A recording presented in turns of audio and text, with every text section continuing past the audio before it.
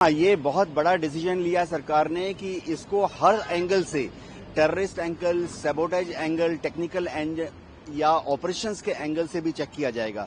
ये भी चेक किया जाएगा क्या इसमें कोई तकनीकी या पायलट्स एरर एंगल था।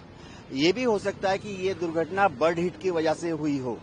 इसलिए सरकार ने क्या किया है कि एयरक्राफ्ट एक्सीडेंट इन्वेस्टिगेशन ब्यूरो के जो टॉप इन्वेस्टिगेटर्स हैं उनको अहमदाबाद भेजा है। हमें याद रखना पड़ेगा कि भारत में डीजीसीए जो है वो शीर्ष संस्था है जो कि किसी भी एयरक्राफ्ट ऑपरेशंस या ऐसे एक्सीडेंट्स की तहकीकात करती है। अब इस एक्सीडेंट इन्वेस्टिगेशन ब्यूरो के जो वहां गए हैं उसमें जो पायलट्स हैं, इंजीनियर्स हैं और एयर ट्रैफिक कंट्रोलर्स हैं, वो वहां जाकर जो डिजिटल फ्लाइट डेटा रिकॉर्डर है उसको अपने काबू में ले लेंगे। इस तरह से कॉकपिट वॉइस रिकॉर्डर भी मिल गया है, अब उसकी भी समीक्षा की जाएगी।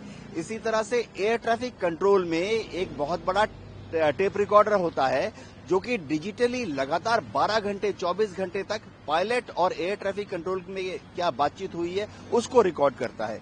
इसके अलावा वहां पर जो हवाई जहाज के अवशेष हैं, खासतौर से वह वाला हवाई जहाज का हिस्सा जिसमें कोई फेलियर का डाउट है, जैसे कि इंजन, दोनों इंजन एक साथ चले गए तो हो सकता है फ्यूल कंटामिनेशन हो, तो ये लोग वहां जाकर जो फ्यूल है, एविएशन टरबाइन फ्यूल, उसके सैंपल भी लेंगे।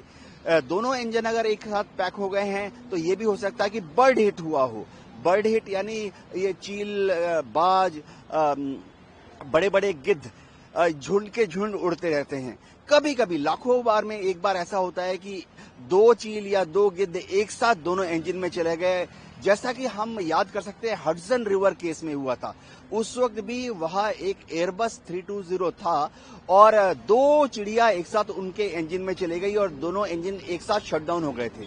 लेकिन वहां पर पायलट को सामने ही नदी दिखाई दी, हडसन रिवर, उसने वहां फोर्स लैंडिंग कर ली तो काफी सारे पैसेंजर्स और क्रू की जान बच गई थी।